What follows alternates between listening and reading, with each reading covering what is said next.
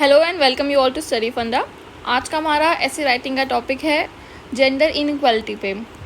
First of all I am really very sorry, this video was meant to be uploaded yesterday but due to some glitch नहीं हो पाई upload, so आज हो रही है। Okay, so let's start with our today's discussion. Topic is urgent need to address gender inequality in India. As you all know that from ages India is witnessing a lot of gender inequality. हमें इसी topic के ऊपर लिखना है क्योंकि women और social issue से related जो भी टॉपिक होते हैं वो कहीं ना कहीं एग्ज़ाम में आपको टॉपिक्स या हेडलाइंस चेंज करके मिल जाएंगे, बट वो इम्पॉर्टेंट हो जाते हैं. बस आपको जो कंटेंट का क्रक्स होना चाहिए वो पता होना चाहिए. बहुत जगह पे आप आंसर लिख सकते हो अगर आपको कंटेंट अच्छे से पता हो तो आज का एसे स्टार्ट करते हैं. हमने इस एसे को क्योंकि जेंडर इनइक्वालिटी पे है और इसमें लिखा है urgent need to address gender inequality in India. तो बेसिकली हमें ये बताना है कि हमें 60% के आसपास अपनी वेटेज देनी है जेंडर इनइक्वालिटी को. मतलब सबसे पहले हमें डिराइव करना है कि what are the problems of gender inequality in India और वो क्यों एग्जिस्ट कर रही है. सबसे पहले हमें रीज़न बताना है कि वो एग्जिस्ट क्यों कर रही है. जेंडर जो इतनी इनइक्वालिटी है इंडिया में उसके पीछे का रीज़न क्या है, इसको हमें 60% वेटेज देनी है. और भूलना नहीं है, हमें जो भी हम कोई पॉइंट लिखेंगे उसको डेटा के साथ या किसी फैक्ट के साथ डाल के उसको कंप्लीट करना है, हमारे डेटा को, मतलब हमारे सेंटेंस को. इस तरीके से आपको अटेम्प्ट करना है. और लास्ट में जो हमारा 30% पार्ट है वो हम देंगे कंक्लूजन को. कंक्लूजन में हमें ये बताना है कि हम किस तरीके से जेंडर इनइक्वालिटी को एड्रेस कर सकते हैं. अगर हम विटनेस कर रहे हैं जेंडर इनइक्वालिटी इंडिया में तो हमें क्या स्टेप्स लेने चाहिए या गवर्नमेंट ने क्या स्टेप्स, रिफॉर्मेटिव स्टेप्स लिए हैं ताकि हम उस प्रॉब्लम को इरेडिकेट कर सकें. और 10% आपका होना चाहिए इंट्रोडक्शन में, और जो वे फॉरवर्ड की हम बात करते हैं. तो चलिए स्टार्ट करते हैं हमारा आज का डिस्कशन. हमने आज का टॉपिक डायरेक्टली स्टार्ट करा है क्योंकि ये थोड़ा लंबा टॉपिक है. अगर आप इसके वर्ड्स काउंट करो तो मेरे ख्याल से 340 के आसपास होंगे इसके. तो इसलिए हमने डायरेक्टली जेंडर इनइक्वालिटी से स्टार्ट करा introduction. Gender inequality is one of the oldest and most pervasive form of inequality in the world. Inequality के बहुत तरीके के रीज़न होते हैं, जैसे रेशियल इनइक्वालिटी हो गया, कास्टिस्ट इनइक्वालिटी हो गया और इकोनॉमिक इनइक्वालिटी हो गया. वैसे ही उनमें से एक है जेंडर इनइक्वालिटी. तो हमने इसको स्टार्ट करके अपना इंट्रोडक्शन कोशिश करी है स्टार्ट करने की. Even though successive government have taken several steps to instill gender equality in the post-independence era, gender inequality prevails in all sectors of life like health, education, economics and politics. Last में हमने introduction को and करते वक्त अपना एक ऐसा data present करा है ताकि हमें इंट्रोडक्शन में ही पता चल जाए कि okay, gender inequality is actually a very serious problem. तो हमने ये स्टार्ट करा है वर्ल्ड इकोनॉमिक फोरम के ग्लोबल जेंडर गैप रिपोर्ट से, which places India amongst countries with largest gender gap in economic participation and opportunity. तो हमने data देके हमारी जो इंट्रोडक्शन का एक्चुअली में उसे कंप्लीट कर दिया है कि जेंडर इनइक्वालिटी किस तरीके से प्रॉब्लम सीरियस है. फिर मैंने आपको बताया था कि जो मेन बॉडी होगी उसमें आप डिस्कस करोगे प्रॉब्लम्स, रीजंस क्या क्या है जेंडर इनइक्वालिटी के इंडिया में. तो हम स्टार्ट करते हैं.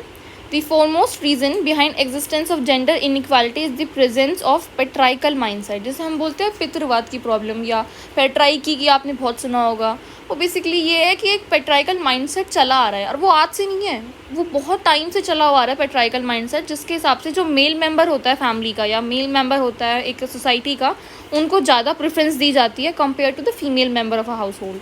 तो हमने सबसे जो एक्चुअली में जो सबसे पहला रीज़न आपके माइंड में आना चाहिए ना जेंडर को लेके या जेंडर स्टीरियोटाइपिंग, जेंडर बायसिंग को लेकर, वो हमेशा पैट्राइकल माइंडसेट होना चाहिए. कोई भी आप केस देख लो, आप हरासमेंट का केस देख लो, आप डोमेस्टिक वायलेंस का कोई केस देख लो या फिर आप इनइक्वालिटी का कोई केस देख लो जो जेंडर से रिलेटेड है, उसमें सबसे फॉरमोस्ट रीज़न हमेशा पैट्राइकल माइंडसेट का होता है. जो वुमेन को आपने बचपन में सुना होगा, अगर खाना कम है तो जनरली ऐसा होता है कि जो मेल चाइल्ड है हाउस होल्ड का उसको प्रेफरेंस दी जाती है कि वो खा ले. फीमेल को फिर भी बोला जाता है कि तुम कम खाओ क्योंकि जो भाई है या छोटा भाई है, बड़ा भाई है, उसके लिए कम बचेगा. तो ये एक पैट्राइकल माइंडसेट ही होता है और ये हमारी सोसाइटी में एक सबसे बड़ी प्रॉब्लम है. तो हमने सबसे पहला पॉइंट यही लिखा है, which result in discrimination of women at every stage of life. This is also manifested in the form of preference for son and subsequent problem of female foeticide. आपको सिर्फ पैट्राइकल माइंडसेट बता के अपना ऐसे कंप्लीट नहीं करना है, आपको एक्चुअली में उसमें ये भी बताना है कि उससे प्रॉब्लम हो क्या रही है, तो हमने ये बताया कि उसे डिस्क्रिमिनेशन की प्रॉब्लम हो रही है। दूसरा हमने एग्जांपल दिया है कि वो मैनिफेस्ट किस फॉर्म में होना है, प्रेफरेंस फॉर सन। एक मूवी आई थी अभी जयेश भाई करके, तो उसमें यही बताया कि फीमेल फिटिसाइड एक्चुअली में कितनी सीरियस प्रॉब्लम है। बार बार इलीगल अबॉर्शन किया जाता है और जो उसके पीछे रीज़न था वो थी प्रेफरेंस फॉर सन। तो वो पेट्राइकल माइंडसेट का ये एक्चुअली रूट पार्ट था। तो हमने यहाँ पे दिया है कि प्रेफरेंस फॉर सन एक्चुअली में कॉज करता है फीमेल फिटिसाइड की प्रॉब्लम। और फिर यहाँ पे हमने रिपोर्ट डाली है, हमारे पास यूएन पॉपुलेशन फंड की रिपोर्ट थी तो वो डाली है, जिसके हिसाब से 4.6 करोड़ मिसिंग वुमेन है इंडिया में, जो कि थर्ड हाईएस्ट है वर्ल्ड में। मिसिंग वुमेन आई गेस आप सबको पता होगा। Missing women is a term given by I guess economist Amartya Sen. उनके हिसाब से जितने भी फीमेल फिटिसाइड हुए हैं, जो इलीगल अबॉर्शन हुए हैं, उसकी वजह से जो वुमेन मिस हो गई है वर्ल्ड में आने से, that is called as actually missing women. तो इंडिया में वो 4.6 करोड़ उसकी वैल्यू, उसका डेटा है। तो this is actually very serious problem. फिर हमने लिखा है कि patriarchy give rise to problem of gender bias and gender stereotyping, thereby strengthening the idea of discrimination. Patriarchy को ही हमने इवॉल्व करा है, क्योंकि पेट्राइकी एक्चुअली में is responsible for gender stereotyping. अगर आप देखो कि एक्चुअली में मेन रीज़न क्या है प्रॉब्लम का, तो वो पेट्राइकल माइंडसेट है। पेट्राइकल माइंडसेट से ही हमें जेंडर बायस और जेंडर स्टीरियोटाइपिंग की प्रॉब्लम देखने के लिए मिलती है। तो हमने जो सेकंड पॉइंट है वो हमने पेट्राइकी से ही डिराइव करा है, जेंडर बायस और जेंडर स्टीरियोटाइपिंग का, जो स्ट्रेंथन करता है एक्चुअली में आइडिया ऑफ डिस्क्रिमिनेशन का। The women even at economic level faces problem of being underpaid then their male counterpart and also their growth are affected due to glass ceiling barrier. ये आपको पता होगा कि वही same काम अगर main कर रहे हैं तो बहुत जगह पे ऐसा होता है कि उन्हें ज़्यादा सैलरी मिलती है कंपेयर टू वुमेन एम्प्लॉय। तो हमने यही लिखा है कि जेंडर बायस और जेंडर स्टीरियोटाइपिंग, जो कि एक पेट्राइकल माइंडसेट का ही रूट पार्ट है, वो डिस्क्रिमिनेशन के आइडिया को स्ट्रेंथन करता है। और इकोनॉमिक लेवल पे भी अगर वुमेन है, इकोनॉमिक अपॉर्चुनिटी में अगर वुमेन इन्वॉल्व है, तब भी she faces problem of being underpaid. वो मेल पार्ट से कहीं ना कहीं कम उन्हें सैलरी मिल जाती है, that is called as being underpaid. और एक उनकी जो करियर की ग्रोथ है वो अफेक्ट होती है ग्लास सीलिंग बैरियर की वजह से। Glass ceiling barrier is actually a phenomena जहाँ पे एक इनविजिबल बैरियर होता है। इनविजिबल बैरियर को हमने ग्लास सीलिंग बोला है। मतलब कि ऐसा हो सकता है कि अगर एक प्रमोशन की बात आए, कि अगर आप सपोज़ एक कॉर्पोरेट ऑफिस में प्रमोशन की बात आ रही है और वही सेम काम वुमेन भी कर रही है और वही सेम अपॉर्चुनिटी के लिए एक मैन भी अलाउड है, तो वो अपॉर्चुनिटी बहुत टाइम पे ऐसा होता है कि वो अपॉर्चुनिटी एक मेल एम्प्लॉय के पास जाएगी, क्योंकि जो एक जेंडर स्टीरियोटाइपिंग है वो ये है कि फ़ीमेल के पास ऑलरेडी फैमिली रिस्पॉन्सिबिलिटी इतनी ज़्यादा होती है और वो कम एफिशिएंट होती है हायर पोस्ट के लिए। तो ये जेंडर स्टीरियोटाइपिंग कर रखा है, जो कि एक पेट्राइकल माइंडसेट का ही पार्ट हो जाता है। तो कहीं ना कहीं वुमेन को एक इनविजिबल ग्लास सीलिंग बैरियर देखने के लिए मिलता है, जो उनकी करियर को, उनकी ग्रोथ को अफेक्ट करता है। तो ये हमने डेटा लिखा है। उसके बाद हमने इसे कंप्लीट करा है डेटा देके। हमने इसमें गवर्नमेंट रिपोर्ट ली है फीमेल लेबर फोर्स पार्टिसिपेशन की, जो कि स्टैंड करती है 23% पे। अगर आप देखो इंडिया में female labour force participation actually में डिक्रीज़ हुआ है। अभी के डेटा के हिसाब से ये 23% है, जो कि बहुत ज़्यादा कम है। इकोनॉमिक पार्टिसिपेशन वुमेन्स का बहुत ज़्यादा कम है, इसलिए ज़रूरत है कि पहले हम उन्हें इकोनॉमिकली एम्पावर करें। फिर हमने लास्ट पॉइंट लिखा है, and lastly the toxic masculinity and male ego. जो आपने सुना होगा कि मेल ईगो आजकल इतनी ज़्यादा है, टॉक्सिक मस्कुलिनिटी इतनी ज़्यादा है कि वो रीज़न है हरासमेंट का। एक्चुअली में लड़कों को ना सुनने की आदत नहीं होती है। तो हम बोलते हैं ना कि किसी लड़की को ना सुनने की आदत नहीं है, वो इसी की वजह से होता है कि आप मेल ईगो इतनी हाई हो जाती है कि इतना टॉक्सिक बिहेवियर, टॉक्सिक मस्कुलिनिटी जिसको वर्ड को यूज़ किया जाता है, कि ना सुनने की आदत नहीं होती है। जो फीमेल हरासमेंट के केसेस हम विटनेस करते हैं, जो एसिड अटैक के केसेस है या फिर जो सेक्सुअल हरासमेंट के केसेस है वर्क प्लेसेस पे, वो इन्हीं कई रीज़नों से डिराइव होते हैं। हमने यहाँ पे एनसीआरबी की रिपोर्ट कोट करी है। NCRB report indicates that there has been a considerable rise in crime against women. और जो मेजर हरासमेंट के केसेस है वुमेन के, वो एक्चुअली में डोमेस्टिक वायलेंस से होते हैं। आई गेस कि 40% या 38% के आसपास है। आप डेटा चेक कर लेना। जैसे अगर डेटा जैसे मुझे याद नहीं है या अगर आपको याद नहीं है, तो एग्ज़ाम पॉइंट ऑफ व्यू से मैं आपको बता रही हूँ। ज़रूरी नहीं है कि आपको एग्जैक्ट डेटा लिखना है कि इतना परसेंटेज है। सपोज़ मैंने यहाँ पे मेजर हरासमेंट लिख दिया है। मेजर का मतलब है एक बड़ा पार्ट जो वुमेन फेस करती है, वायलेंस में, उसमें सबसे बड़ा पार्ट डोमेस्टिक वायलेंस का होता है या अब्यूज़ बाय इन लॉज का होता है। तो ये डेटा मुझे याद था और मुझे परसेंटेज याद नहीं है, तो हम इस तरीके से भी कोट कर सकते हैं। तो एक स्मार्टली आपको हार्डवर्क करना है। अगर आपको नंबर्स भी याद नहीं है तो आपको मेजर जो डिराइव होता है ना, उससे रिजल्ट क्या डिराइव हो रहा है, एक आपने डेटा पढ़ा है तो आपको पता होना चाहिए कि मेजर ये है कि कहीं ना कहीं 25% से कम फीमेल लेबर फोर्स पार्टिसिपेशन है, मतलब 1/4 से भी कम है, इसे ये डेटा पता होना चाहिए। और major violence women abuse in by in laws से अफेक्टेड होती है। तो ये सब डेटा आपको छोटा छोटा पता होना चाहिए अगर आपको नंबर्स नहीं पता है तो। So that's how you going to attempt in your essay. उस 3 घंटे में सब याद नहीं आ रहा है तो कोशिश करो कुछ तो याद आए।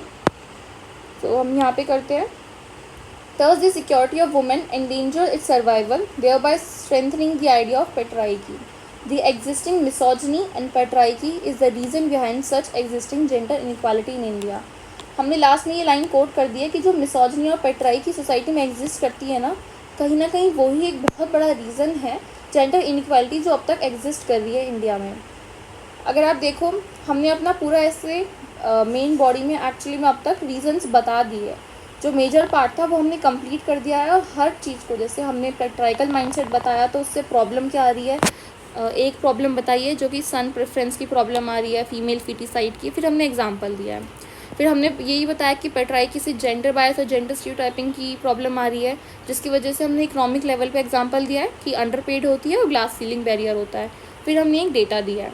उसके बाद हमने हरासमेंट के केसेस कराए, सिक्योरिटी ऑफ वुमेन के बारे में बताया, तो मेल ईगो और टॉक्सिक मस्कुलिनिटी के बारे में बताया जो कि हरासमेंट ऑफ वुमेन के रिस्पॉन्सिबल है, और फिर एनसीआरबी का डेटा दिया है।